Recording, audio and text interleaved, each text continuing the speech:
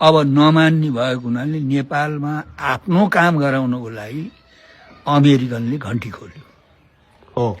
यो नेपालको उद्धारको लागि, नेपालको विकासको लागि होइन कि अब दलाई लामालाई तिब्बतमा पुनर्स्थापना गर्न चाहन्छ अमेरिकाले। हजुर 7 सालपछि दर्जनौं प्रधानमन्त्री भयो होला, दलाई लामाले कसैलाई बधाई दिएको त हामीलाई थाहा छैन होइन। त्यसो भएको हुनाले अब आज पनि कांग्रेस, एमाले, माओवादीले हामीले विरोध गर्दा गर्दै एमसीसी पास गरे। एमसीसी पास गरे। एमसीसी मात्रै पास गरेर अमेरिकन सेना चाहिँ नेपालमा ल्याउन मिल्दैन। त्यसपछि एसपीपी पास गर्नुपर्छ। एसपीपी पास गर्नको लागि कांग्रेस, एमाले, माओवादीले मानेनन्।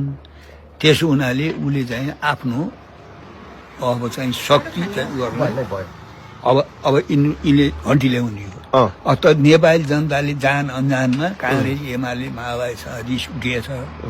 त्यसो हुनाले गणतन्त्रको लागि त लडेका हुन् नि। उनका कमी कमजोरी छन्, मैले खुलेआम उनीहरूसँग भण्डाफोर गर्छु। तर अब चाहिँ अब यिनलाई विस्थापन गरेर यिनलाई लखेटेर अमेरिकन एजेन्डा नेपालमा कार्यान्वयन गर्नको लागि होइन, जसरी इजरायलमा चाहिँ अमेरिकाले चाहिँ त्यहाँ यहुदीहरूलाई लखेटेर उसले जसरी इजरायललाई चाहिँ उपयोग गरेर यहाँ चाहिँ यति ठुलो उत्पाद गरेका छ चाहिँ होइन, प्यालेस्टाइनी जनताका लाखौं ज्यान गयो। त्यसो हुनाले अहिले चाहिँ नेपालको विकासको लागि, नेपालको निर्माणको लागि होइन कि अब अन्तर्राष्ट्रिय बजार कब्जा गर्ने कुरामा चीनसँग चाहिँ अमेरिकाको प्रतिस्पर्धा छ। त्यसो हुनाले अमेरिकासँग चाहिँ लड्नको लागि नेपाल भूमि अमेरिकालाई चाहिन्छ। त्यो चाहिँ चाहिन्छ भन्दा नि कांग्रेस, एमाले, माओवादीबाट अहिले जतिसम्म काम भयो नेपालमा भयो, अब सबै कुरा हुन्न। दुई चीनको नीति कांग्रेस, एमाले, माओवादीले अहिले मान्दैनन्। त्यसो हुनाले अब अमेरिकाले यहाँ भर्ना गरेको, यहाँ जन्माएको पार्टी घन्टी हो। कांग्रेस, एमाले, माओवादीको कुशासन छ, कमजोरी छ, खराबी छ, त्यो म नि मान्छु, मैले आफै नि भन्छु।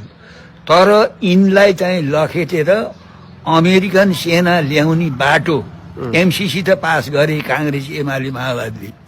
अब SPP state partner program pass गर्ने यिनले मानेनन्। स्टेट चाहिँ पार्टनर प्रोग्राम पास नगरिकन अमेरिकी सेना नेपाल ल्याउन मिल्दैन। स्टेट पार्टनर प्रोग्राम हो त्यो आइपीएल, त्यो चाहिँ जुन इन्डो पेसिफिक रणनीतिको मुख्य कमान्डर आज काठमाडौँ आएको छ 3 दिने यात्रा।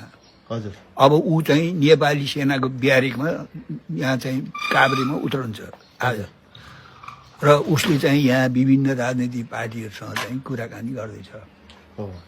त्यसो हुनाले युक्रेनलाई चाहिँ नेटोमा सामेल गर्ने चाहिँ कुरा पुराना पार्टीहरूले, पुरानो त्यो सरकारले मानेको होइन नेटोमा सामेल गर्नुको लागि।